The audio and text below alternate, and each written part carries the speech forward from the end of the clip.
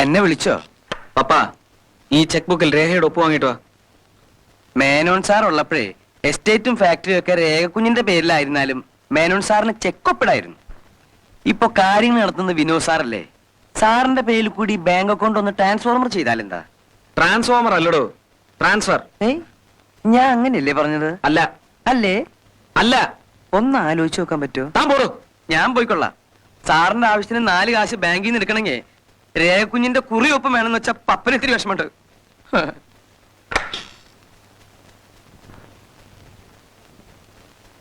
Estate കാര്യങ്ങളിൽ രേഖ കൂടി ശ്രദ്ധിക്കണമെന്ന അമ്മയുടെ അഭിപ്രായം. ആ അഭിപ്രായം തന്നെ എനിക്കും. വയ്യ, എനിക്ക് അതിനൊന്നും വയ്യ. വെറുതെ ഇവിടെ ഒറ്റയ്ക്ക് ഇരിക്കുന്നതിനേക്കാൾ ഓഫീസിലൊക്കെ ഒന്ന് പോയാൽ രേഖയുടെ ഇവിടുത്തെ ബോർഡെങ്കിലും മാറി കിട്ടില്ലേ? അല്ല, ഇങ്ങനൊരു പപ്പേട്ടനുണ്ടല്ലോ തെക്കും വടക്കും കിടന്ന് ഓടാൻ. രേഖക്കുഞ്ഞെ ഇതിലൊന്ന് ഒപ്പിട്ടെ.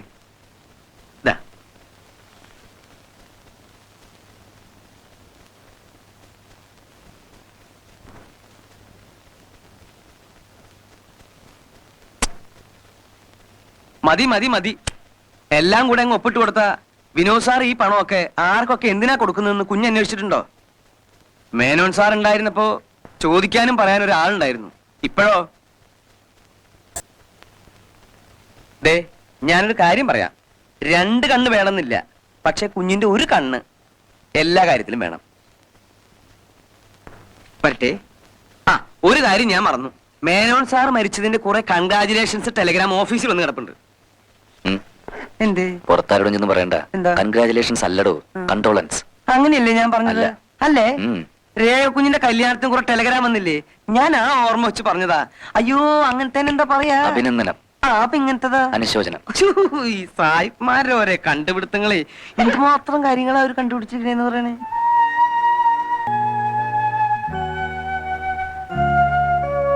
കൊള്ളാം, ഐശ്വര്യായിട്ടുണ്ട്. അച്ഛനെ മനസ്സിൽ ധ്യാനിച്ച് ആ കസേരയിരുന്നോളൂ. അല്ല, ഒരു കണക്കിന് കുഞ്ഞിന് ഇങ്ങോട്ട് വരാൻ തോന്നിയത് നന്നായി. മേനോൻ സാറാണേ നല്ല അടുക്കും ചിട്ടയുള്ള ഒരാളായിരുന്നു. വിനോദ് സാർ ഒരു വകയാ. അതുകൊണ്ടാ ഞാൻ പറയണേ, കുഞ്ഞിന്റെ 2 കണ്ണ് വേണമെന്നില്ല, പക്ഷെ ഒരു കണ്ണ് എല്ലായിടത്തും വേണം. Good morning madam. Good morning കുഞ്ഞെ, ദിസ് ഈസ് ആലീസ്. കാഴ്ചയിൽ സീനിയറായി തോന്നുമെങ്കിലും ആളൊരു മൈനർ ക്ലർക്കാ. കുഞ്ഞിന് എന്ത് സംശയം ഉണ്ടെങ്കിലും ആലീസിനോട് ചോദിച്ചാൽ മതി. മാത്തമാറ്റിക്സിൽ എന്ത് ഡിഫിക്കൽട്ടിയും ആലീസ് സഫർ ചെയ്യും. ആലീസിനെ കണ്ടിട്ട് സീനിയർ ആണെന്ന് തോന്നുന്നില്ലല്ലോ. പപ്പേട്ടന്റെ ഇംഗ്ലീഷ് മാഡത്തിന് അറിഞ്ഞൂടെ? പറഞ്ഞു വന്ന അർത്ഥം തന്നെ മാറിപ്പോ. എന്നാ പപ്പേട്ടൻ ചെല്ല്. എന്താ ഇത് ഓഡിറ്റേഴ്സിന് അയക്കാനുള്ള സ്റ്റേറ്റ്മെന്റാ. മാഡത്തിനെ കൊണ്ട് സൈൻ ചെയ്യിക്കാൻ വിനോദ് സാർ പറഞ്ഞു. Yes, Vinod Menon speaking. What? എപ്പോ? ഞാനിതാ എത്തിക്കഴിഞ്ഞു. എല്ലാം എക്സ്പ്ലെയിൻ ചെയ്യാം. അവരോട് റിപ്പോർട്ട് എഴുതരുതെന്ന് പറയണം. I be there in just 10 minutes.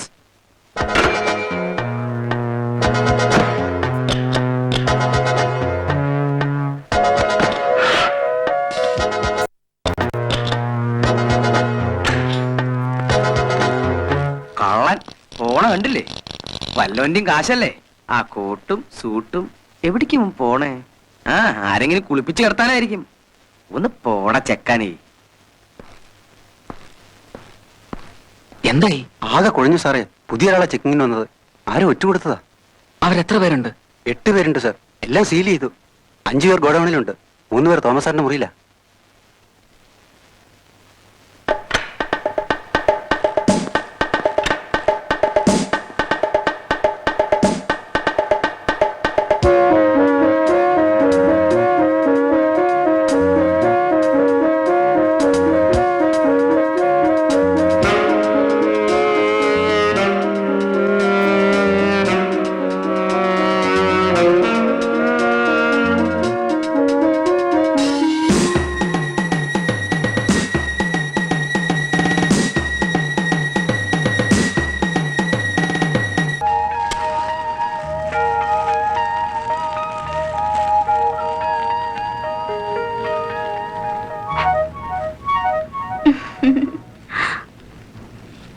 Call അടിച്ചല്ലോ. ഇനി കൃഷ്ണഗിരി എസ്റ്റേറ്റിന്റെ സർവാധിപതിയല്ലേ? കിരീടമില്ലാത്ത രാജകുമാരൻ. ഫാദർലാം മരിച്ചിട്ട് സിംഹാസനം പിടിച്ചടക്കണമെന്ന് ആഗ്രഹിച്ച് നടക്കുകയായിരുന്നല്ലോ. അതോർത്ത് പറഞ്ഞതാ. നോ, ഇടയ്ക്ക് ദേഷ്യം വരുമ്പോൾ വെറുതെ അങ്ങനെ തമാശ പറഞ്ഞിട്ടുണ്ടെങ്കിലും ഇറ്റ് വാസ് എ ട്രാജഡി. പിന്നെ രാജ്യഭാരം കയ്യിലാകുമ്പോ ഈ ദേവദാസിയെ മറക്കരുത് കേട്ടോ. തൃശ്ശൂരിലെ പ്രോഗ്രാമിന് വരുമെന്ന് പറഞ്ഞ ആളാ. പാലക്കാട്ടെങ്കിലും പ്രതീക്ഷിച്ചു. ഡാൻസ് ചെയ്യാൻ സ്റ്റേജിൽ കയറുമ്പോഴും ഞാൻ വിനോദിനെ തിരയുകയായിരുന്നു. ഡെയ്സി, എന്തിനാ ഇത്ര ആവേശം? ഞാൻ ഇവിടെ വന്ന് 2 ദിവസമായി. ഒന്ന് തിരിഞ്ഞു നോക്കിയില്ലല്ലോ. ഡെയ്സി, ഞാൻ പറഞ്ഞിട്ടില്ലേ ഇവിടുത്തെ കാര്യങ്ങൾ. ദേ ഇപ്പൊ തന്നെ നിനക്ക് വേണ്ടി മാത്രം ഞാൻ വന്നിരിക്കുക.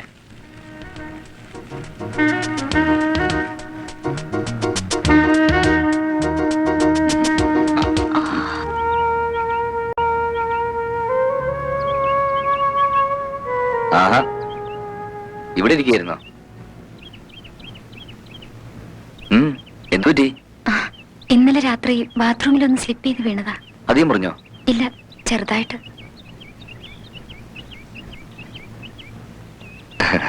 ചെറിയ കാര്യങ്ങൾക്ക് പോലും കള്ളം പറയുന്ന രേഖയുടെ കുട്ടിക്കാലത്തെ സ്വഭാവം ഇതുവരെ മാറിയില്ലല്ലേ?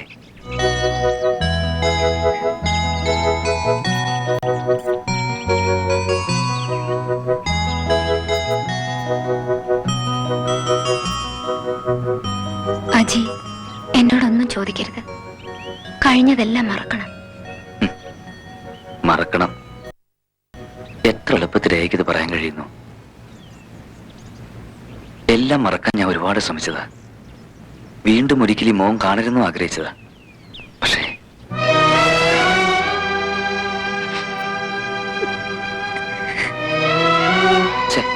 എന്താ ഇത്? ഞാൻ രേഖയെ വേദനിപ്പിക്കാൻ വേണ്ടി പറഞ്ഞല്ല. എന്നെങ്കിലും ഒരിക്കൽ അജിയോട് എല്ലാം തുറന്നു പറയേണ്ടി വരുമെന്ന് എനിക്കറിയായിരുന്നു.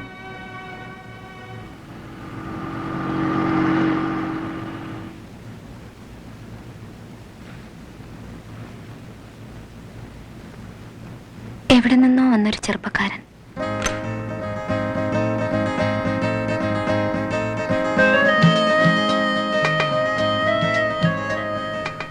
മേനോൻ സാറുണ്ടോ? ഇല്ലല്ലോ, ഓഫീസിൽ പോയിരിക്കുക. ഓ, കൃഷ്ണഗിരി എസ്റ്റേറ്റിന് വില പറഞ്ഞുകൊണ്ടാ അച്ഛൻ അയാൾ കാണാൻ ചെന്നത്. ഇല്ലാത്ത ബാങ്ക് ബാലൻസിന്റെയും ബിസിനസിന്റെയും കഥകൾ പറഞ്ഞ് അച്ഛൻ അയാൾ സ്വാധീനിച്ചു.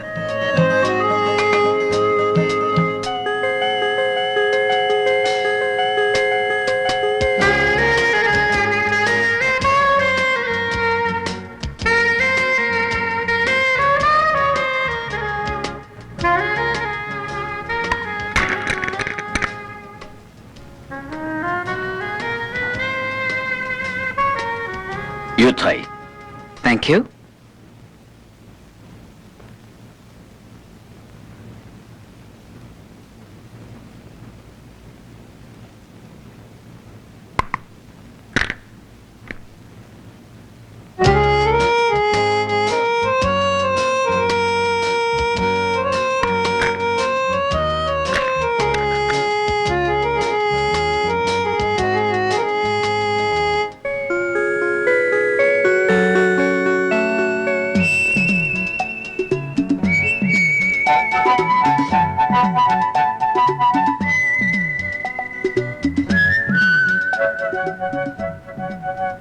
അയാളുടെ സ്മാർട്ട്നെസ്, പേഴ്സണാലിറ്റി, എന്തോ അച്ഛൻ അയാളെ ഇഷ്ടപ്പെട്ടു.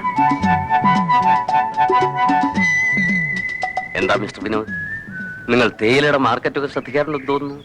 തേയില മാത്രമല്ല, എക്സ്പോർട്ട് ഐറ്റംസ് എല്ലാം തന്നെ ഞാൻ വളരെ ക്ലോസ് ആയിട്ട് സ്റ്റഡി ചെയ്യാറുണ്ട്. സാറിനോടൊരു കാര്യം പറയാം. ഉള്ള തേയില വില കൂടുമെന്ന് കരുതി വെച്ചുകൊണ്ടിരിക്കുന്നതിൽ യാതൊരു അർത്ഥവുമില്ല. എത്രയും പെട്ടെന്ന് റിലീസ് ചെയ്യുന്ന ആ ബുദ്ധി. വില ഒരാഴ്ച കൊണ്ട് 25 വന്ന് മുട്ടാം. ഇന്റർനാഷണൽ മാർക്കറ്റിൽ തേയില ഇപ്പൊ വളരെ ഡള്ളാ. മലേഷ്യ ആണെങ്കിൽ ഈ സാധനം ഡംപ് ചെയ്യുക. ഇന്ത്യൻ തേയിലയുടെ പ്രിയവും കുറഞ്ഞു. ഇതിന്റെ റിയാക്ഷനാ ഇന്റേണൽ മാർക്കറ്റിലെ ഈ വിലയിടിവ്. ഇനിയും താഴും. സാർ വെറുതെ സ്റ്റോക്ക് ചെയ്യുന്നതിൽ ഒരു കാര്യവുമില്ല. സാറിന് വിരോധം തോന്നില്ലെങ്കിൽ ഞാൻ ഒരു കാര്യം കൂടി പറയാം. ആക്ച്വലി ഈ എസ്റ്റേറ്റ് റീപ്ലാന്റ് ചെയ്യേണ്ട കാലം എന്നേ കഴിഞ്ഞിരിക്കുന്നു. തൊഴിലാളികൾക്ക് കൂലി കൊടുക്കാനുള്ള വരുമാനം പോലും ഇതിൽ നിന്ന് കിട്ടുമെന്ന് എനിക്ക് തോന്നുന്നില്ല. അത് മാത്രമല്ല, എന്തുമാത്രം ലാൻഡാ വെറുതെ ഇട്ടിരിക്കുന്നത്. സ്ഥലം ഇങ്ങനെ വേസ്റ്റ് ചെയ്യുന്നത് വലിയ കഷ്ടമാണ്. എന്നെ ധിക്കരിച്ചിട്ടാ അവനിവിടെ ഒന്ന് ഇറങ്ങിപ്പോയത്. എന്റെ മകൾ നല്ല നിലയിൽ ജീവിക്കുന്നത് കാണാനാ എനിക്ക് ആഗ്രഹം. അല്ല, വടക്കേ ഇന്ത്യയിലെ ഏതെങ്കിലും മിലിറ്ററി ക്യാമ്പിലേക്ക് അവളെ പറഞ്ഞയക്കാൻ ഞാൻ തയ്യാറല്ല. അച്ഛാ, ഞാനൊരു തീരുമാനം എടുത്താൽ അതിന് മാറ്റം ഉണ്ടാവില്ലെന്ന് നിനക്കറിയാമല്ലോ.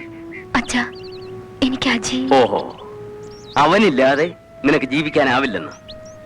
വിവാഹത്തിന് മുമ്പ് എല്ലാ പെൺകുട്ടികൾക്കും ഇങ്ങനെയൊക്കെ തോന്നും. വിവാഹവും കഴിഞ്ഞ് പുതിയൊരു ജീവിതം തുടങ്ങുമ്പോ എല്ലാം മാറും. വിനോദിന് എന്താ ഒരു കുറവ്?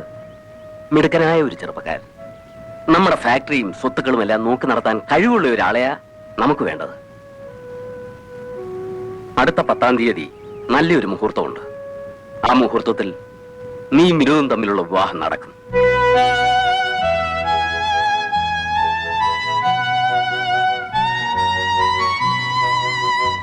ഒടുവിൽ മംഗളമായൊരു വിവാഹം നടന്നു അല്ലേ? മംഗളമായൊരു വിവാഹം. എല്ലാം കാണിച്ച് എന്റെ ഏക്ക് ലെറ്റർ അയച്ചിരുന്നല്ലോ, അത് കിട്ടിയില്ലേ? കിട്ടി. വിവാഹത്തിന് ശേഷം 1 മാസം കഴിഞ്ഞപ്പോൾ അച്ഛന്റെ ഷെൽഫിൽ നിന്ന്.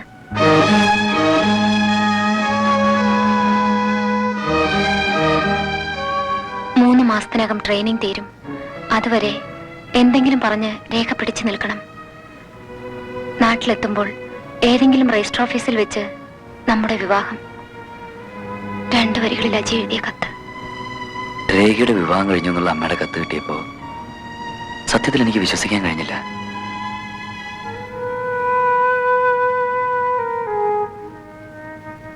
അജിക്കറിയോ മകൾക്ക് വേണ്ടി അച്ഛൻ കണ്ടെത്തിയ മരുമകനെ പറ്റി?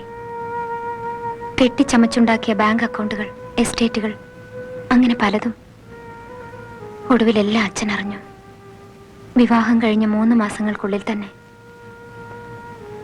പറ്റിപ്പോയ തെറ്റിനെ ഓർത്ത് ദുഃഖിക്കാനേ അച്ഛന് കഴിഞ്ഞുള്ളൂ.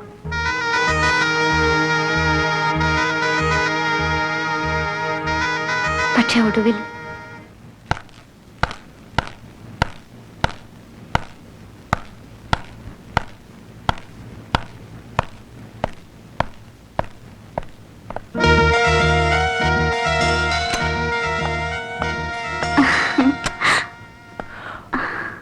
ശരി, നമുക്ക് പിന്നെ സംസാരിക്കാം. ഡെയ്സി, നീ എന്തിനാ ഇപ്പൊ ഇങ്ങോട്ട് വന്നത്? എന്താ, വരാൻ പാടില്ലേ?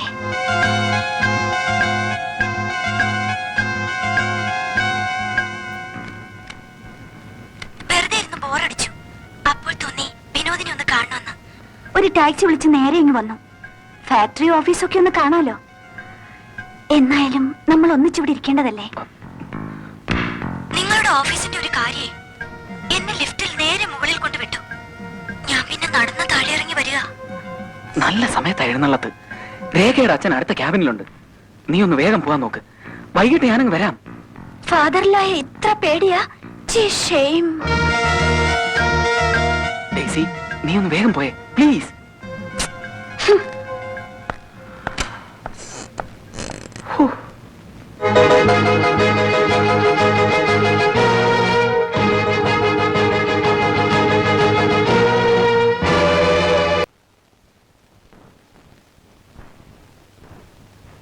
നീ എന്റെ മോളെ വിവാഹം കഴിച്ചു എന്ന് കരുതി എല്ലാം നേടിയെന്ന് അഹങ്കരിക്കരുത്.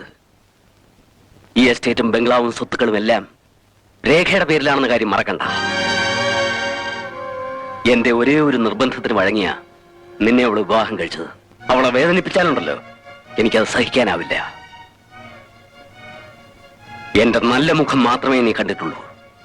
ഇനി മേലിൽ ആ ഡാൻസർ പെണ്ണിനെ ഇവിടെ എങ്ങാനും കണ്ടുപോയാൽ ഞാൻ ആരാണെന്ന് നീ മനസ്സിലാക്കും.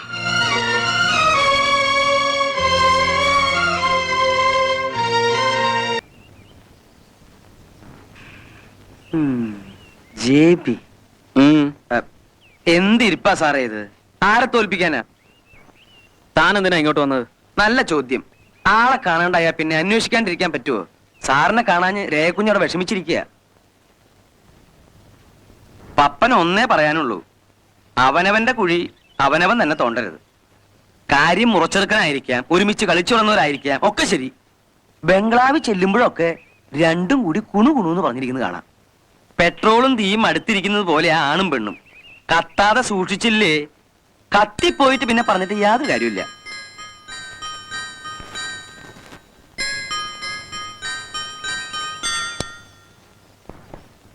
ഒരു കാര്യം ഞാൻ പറഞ്ഞേക്കാം, ഒരു കണ്ണ് വേണം.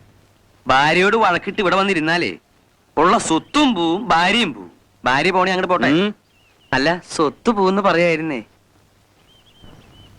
താൻ പൊയ്ക്കോ. അല്ല, എങ്ങനെയാന്ന്? പോകാൻ. ഓ.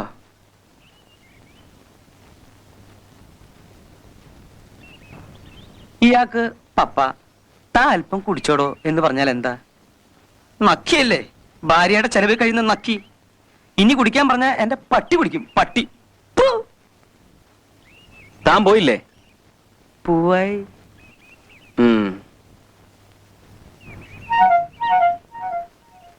ഓ, ഇവളെ കണ്ട ഇവനല്ല ഈ വയസ്സായ ഞാൻ വരെ വീണു.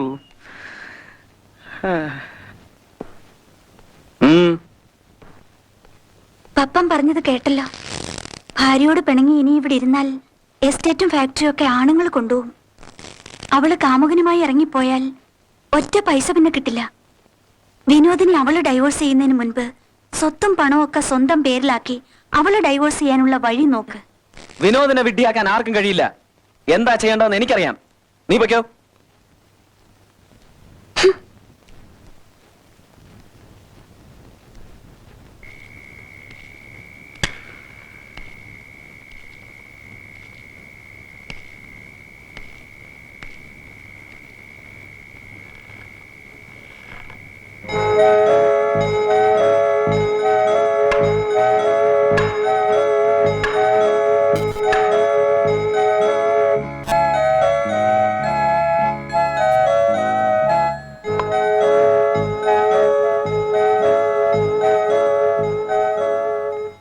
രക്ഷയില്ലല്ലേ അമ്മാവ?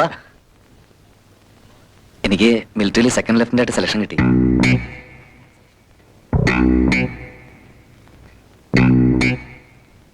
ഇതാ അപ്പോയിന്റ്മെന്റ് ഓർഡർ.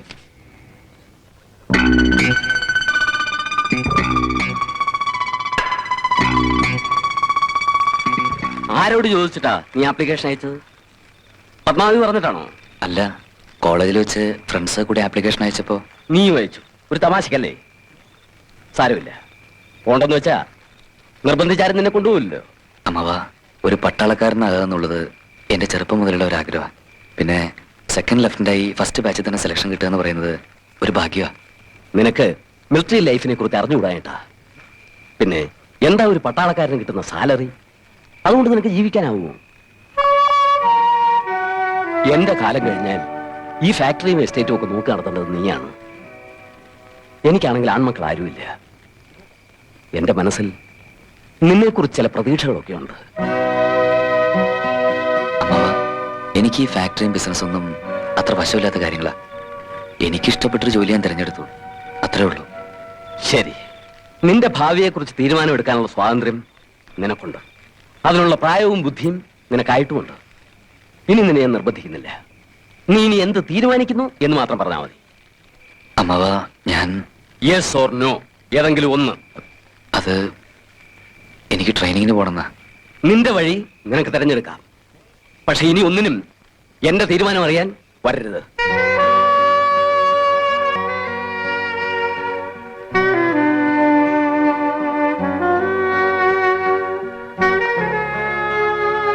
അച്ഛന്റെ സ്വഭാവം അജിക്ക് അറിഞ്ഞൂടെ? അച്ഛൻ മനസ്സിലൊന്ന് വിചാരിച്ചാൽ. എന്തിനാ അമ്മാവൻ ഇത്ര വാശി? എനിക്കും എന്റേതായ ആംബിഷൻസ് ഇല്ലേ? അജി പറയുന്നതൊക്കെ ശരിയാ. എന്നാലും അച്ഛൻ എനിക്ക് നന്നായിട്ട് അറിയാവുന്നോണ്ടാ ഞാൻ നിർബന്ധിക്കുന്നത്. തന്നെ എനിക്ക് വിവാഹം കഴിച്ചിട്ടില്ലെന്നാ? അങ്ങനെയൊന്നും സംഭവിക്കില്ലടോ. എല്ലാം തന്നെ തോന്നലുകളാ. തോന്നലുകളല്ല മോനെ, ഏട്ടനെ ധിക്കരിച്ചുകൊണ്ട്. അമ്മയും കൂടി ഇങ്ങനെ പറഞ്ഞാലോ? അതിന് ഞാൻ എന്താ വലിയ തെറ്റ് ചെയ്ത്? നിനക്കറിയോ, നിന്നെ യാത്രയാക്കാൻ ഏട്ടനെ ഞാൻ എത്ര വിളിച്ചിട്ടും വന്നില്ല. ഏട്ടനെ നിങ്ങൾ എല്ലാവരേക്കാൾ കൂടുതൽ അറിയാവുന്നോളാ ഞാൻ. ഏതായാലും ഞാൻ പോകാൻ തീരുമാനിച്ചു. ഇനി അതിന് മാറ്റവും ഇല്ല. ആ, നീ മാങ്ങാച്ചാർ എടുത്തു വെച്ചോ? ഇല്ല. ദാ ഇപ്പൊ എടുത്തോണ്ട് വരാം.